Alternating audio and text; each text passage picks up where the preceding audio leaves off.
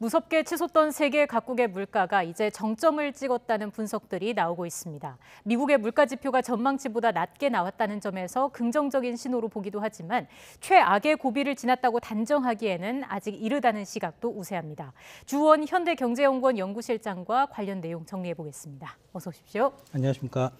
자, 지난주에 기록적인 폭우가 쏟아졌는데 오늘 밤부터 또다시 비가 온다고 하더라고요. 이게 또 농산물 가격이 이렇게 되면 더 뛰는 거 아닐까 하는 우려가 나오고 있습니다. 네, 어쩔 수 없는 상황이고요. 그게 우리가 2020년에 사실 그때 코로나 때문에 정신이 없었기 때문에 네. 기억들이 안 나실 수 있는데 그때가 우리나라 역사상 최장의 장마였다. 중부 기준으로 54일이었거든요. 그때 피해액이 이제 호우 피해액만 1조 원.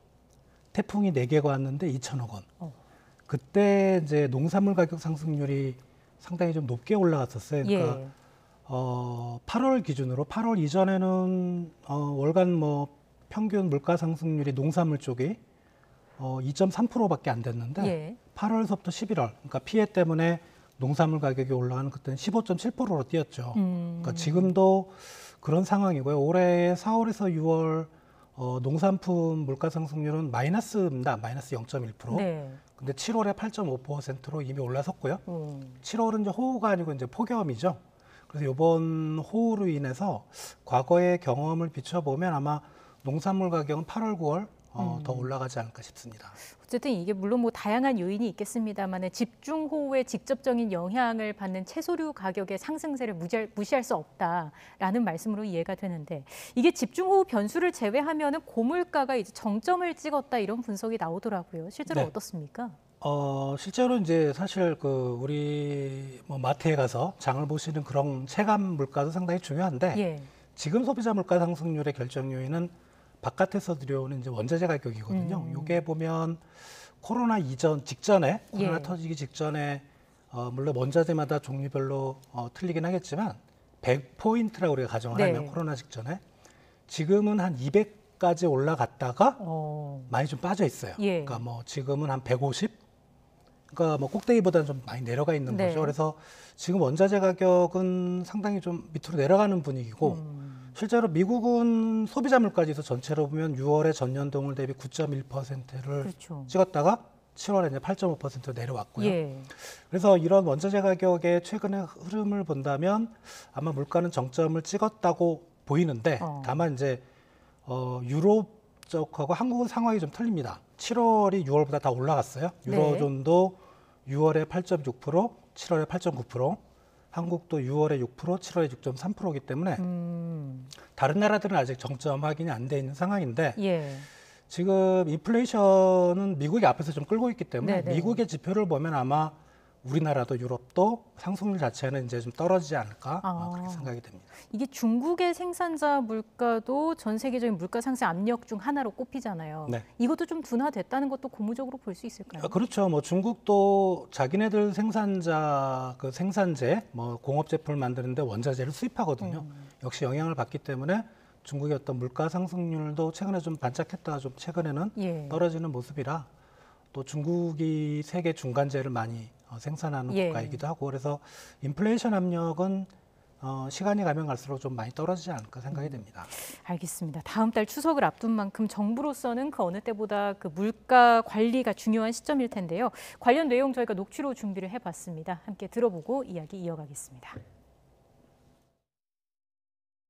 추석만큼은 어려운 분들이 소외감 느끼지 않고 가족과 따뜻한 시간을 보낼 수 있도록 정부가 최선을 다해야 할 것입니다. 국민들께서 피부로 느낄 수 있도록 명절 장바구니 물가를 잡아야 할 것입니다. 정부가 고물가에 대응해서 각종 민생 안정 대책을 쏟아냈습니다. 어떤 내용이 담겼는지 정리를 해주실까요? 일단은 이제 물가 쪽에서는 아무래도 좀 호우 피해도 있을 거고 폭염도 있었고 하다 보니까 좀 성수품, 추석을 이제 세려면은 음식을 만들어야 되고 그게 아무래도 농축수산품 쪽에 물가 상승 압력으로 올라갈 것 같으니까 정부에서 이제 평상시 대비 한 1.4배 정도 공급을 한다고 하고요. 그리고 이제 가게 입장에서는 최근에 인플레다 그래서 상당히 좀 어렵기 때문에 농축수산물 할인 쿠폰 한 650원 정도, 그러니까 예를 들어 전통시장에서 쓸 수 있는 이런 쿠폰들을 투입을 한다 그러고 그리고 이제 전통 시장 활성화 방안으로 온누리 상품권 구매 한도를 한 70만 원까지 늘리는 이런 안이 있고요. 그리고 뭐 항상 뭐 추석 때 우리가 코로나 때문에 안 했는데 뭐 통행료, 고속도로 통행료 면제한다든가 뭐 주차장을 무료로 운영한다든가 뭐 이런 쪽, 그리고 아무래도 소상공인들이 많이 어렵다고 보니까 뭐 명절 자금 한 40조 정도 소상공인 중소기업을 위한 자금을 공급하는 뭐 그런 방안들이 담겨져 있을 것 같습니다. 예. 어떻게 좀 보셨습니까? 물가 안정시킬 수 있을까요? 전체적으로 물가 안정 대책은 아니죠. 왜냐하면 이제 그 추석의 성수품이 전체 물가지수에서 차지하는 비중이 상당히 낮을 거거든요. 한 자리 쓸 겁니다, 분명히. 그러면 전체 물가 안정을 위한 정책은 아니고요. 우리가 이제 아무래도 이제 마트에 가서 뭐 장을 보면은 체감 물가라고 하죠. 이제 그런 품목의 가격을 좀 다운시키는 뭐 그런 효과는 있고, 이건 전체적인 물가 안정이라기보다는 민생 안정 대책인 것 같아요. 지금 아직도 코로나 영향권에 있어서 경기가 좀 제대로 살아나지 못하는 부분, 거기다 인플레이션이 겹쳤기 때문에 뭐 그래서 주로 이제 정부가 하는 방안은 물가 안정도 있지만 소비를 좀 진작시키는 쪽이 아닌가, 그런 우려도 좀 있고요. 그러면 이게 혹시 뭐 일부에서는 인플레이션을 부추기는 거 아닌가, 이제 이런 의문이 있을 텐데, 그러니까 이런 정책들이 만약에 인플레이션을 부추기려면은 경제가 호황 상태에 있어야 되죠. 그렇죠. 그러니까 지금은 우리가 뭐 제가 구체적으로 숫자를 말씀 안 드려도 지금은 돈이 없어서 소비를 못 하는 거지. 물가가 너무 높기 때문에 뭐 이런 정책들이 그래서 인플레에 큰 영향을 미친다고 생각하는 건 약간 좀 너무 나간 거 아닌가, 그렇게 생각이 듭니다. 그럼 다음 달이죠. 미 연준 연방 공개시장위원회가 열리잖아요. 여기서는 어떤 좀 결론을 내릴까요? 자이언트 스텝 가능성 많이 좀 낮아졌죠. 0.75 이상 올리는 건 좀, 왜냐하면 인플레이션율도 떨어졌고요. 그렇다면은 한 0.5 정도로 좀 많이 예상들을 하고 있고요. 이미 얘네 기준금리가 2.5% 정도 상단 기준으로, 그게 코로나 직전에 가장 높았던 수준이거든요. 거기서 더 올라가면 이제 코로나 이전에 평상 어떤 정상적인 경제 상황에서 더 올려버리는 거니까 여기서부터는 걔네도 이제 좀 속도를 좀 조절하지 않을까. 다만 이제 나오는 이제 경제 지표들, 특히 고용 시장이라든가 이런 것들은 좀 우리가 주목을 해봐야 될 것 같습니다. 알겠습니다. 당장 우리는 이번 달에 한국은행 금통위가 열리는데 앞서 이창용 총재가 0.25%포인트 인상을 시사했습니다. 관련된 녹취가 있는데요. 함께 들어보고 오겠습니다.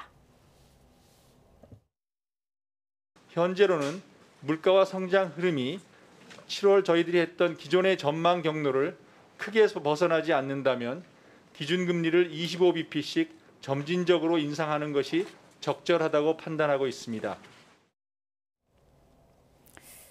네, 한은 총재 발표도 있었고 이미 우리도 한 차례 빅스텝을 밟았던 만큼 앞으로는 좀 베이비 스텝 0.25%포인트로 좀 조절을 해 나가지 않겠느냐, 이런 전망이 많더라고요. 네, 0.5 저번에 올렸던 건 상당히 좀 부담이 되죠. 뭐 물가를 잡기 위해서 올린 거는 어쩔 수 없지만 우리나라 경제 상황도 좀 있고 세계 경제 최근에 또 경기 침체 이슈가 더 부각이 되다 보니까 아마 이제 0.25 정도씩 올리거나 뭐 어떤 달은 좀 동결할 수 있는 거고 속도는 좀 완만하게 내려갈 걸로 생각이 되고요. 뭐 결론적으로 말씀드리면 뭐 빅스텝을 한 번 더 할 이유는 없습니다. 왜냐하면 부동산 시장도 좀 꺾였고 가계부채 문제도 좀 완화되는 것 같고요. 그런 부분을 생각한다면 앞으로 통화정책, 금통위에서의 어떤 금통위원들의 논의 내용은 인플레이션보다는 이제 우리나라 경제의 경기 연착륙 쪽에 아마 관심을 더 두게 될 것 같고, 그러면 빅스텝은 좀 부담이 되겠죠. 그렇게 알겠습니다. 보입니다. 이게 미국이 얼마나 올리는지 이것도 좀 지켜보게 될까요? 아무래도 뭐 우리나라 중앙은행뿐만 아니고 모든 나라들이 지금 미국 연준의 금리 정책에 관심을 두고 있으니까 뭐 예를 들어 가능성은 높지 않지만 이번에 9월 달이겠죠. 미국 연준이 뭐 갑자기 자이언트 스텝을 또 한다? 그러면 이제 좀 생각들이 바뀔 수가 있고 우리나라도 금리를 좀 가파르게 올릴 가능성도 있는 거죠. 그것도 좀 지켜봐야 될 것 같고요. 주식시장 상황도 보겠습니다. 지금 뭐 확 오르진 않아도 조금 상승 곡선을 그리고 있는 것 같기는 한데 지금 반등의 시동을 걸고 있다, 이렇게 봐도 되겠습니까? 이게 반등인지 아니면은 그동안에 쭉 내려왔던 그 추세가 바로 이제 전환이 되는 건지는 아무 장담하기는 어려운데, 지금 예를 들어서 IMF가 이제 7월 달에 수정 전망을 내놨는데 미국을 올해 한 2%대 내년은 1%대 초반으로 확 낮췄거든요. 그 말은 경기가 심각하게 내려간다는 얘기거든요. 그래서 우리나라 주식시장이 물론 뭐 미국 시장의 영향만 받는 건 아니겠지만 그렇다면 세계 경제는 내려간다고 봐야 되는데 네. 여기서 주가가 다시 또 올라간다? 이게 얼마나 올라갈까? 아무튼 뭐 실물 경제 펀더멘탈하고 지금 주식시장은 좀 맞지 않는 부분은 있는 것 같습니다. 그렇군요. 지금 좀 특징이라고 보면 유독 외국인들의 순유입이 눈에 띄더라고요. 이건 특별한 이유가 있을까요? 외국인들이 어떤 물량을 팔 때도 계속 파는 건 아니고요. 예. 몇 달, 뭐 서너 달 팔았으면 또 이제 사야 되는 그런 달이 있습니다. 네. 포트폴리오를 구성하기 위해서.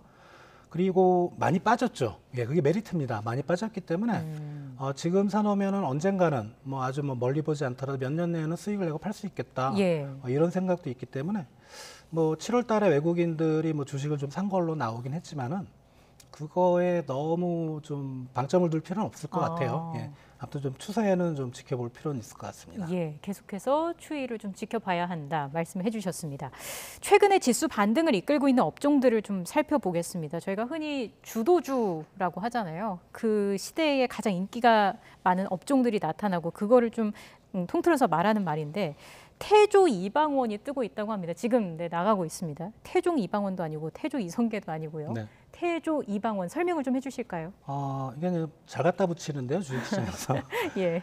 태조는 이성계고, 예, 태조 이방원인데 예. 이게 태양광, 조선, 그다음에 2차 전지, 방산업, 그러니까 그 무기 수출하는 거, 그리고 이제 마지막에 원은 원전.